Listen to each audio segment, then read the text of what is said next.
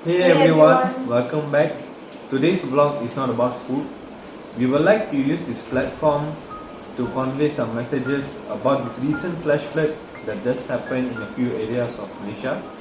It has been a hard time for the past few days till now, where some areas such as Klang, Puchong, Shah Alam, KL and many more places were hit by a massive flash flood.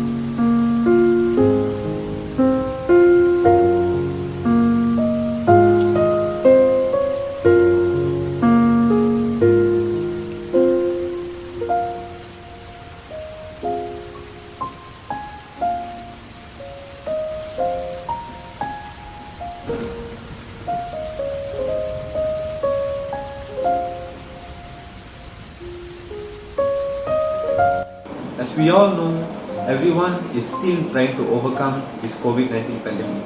And now an unexpected tragedy has hit our home country. We feel sorry and sad for those who are affected by these flash floods. We are also praying for the people who are affected to recover and get back to their normal lives. There are many people who lost houses, belongings and loved ones. And we hope everyone reunites and help those who are in need. And from Fam Vlogs, we will try our best to contribute as well. Stay safe till then, hey dog.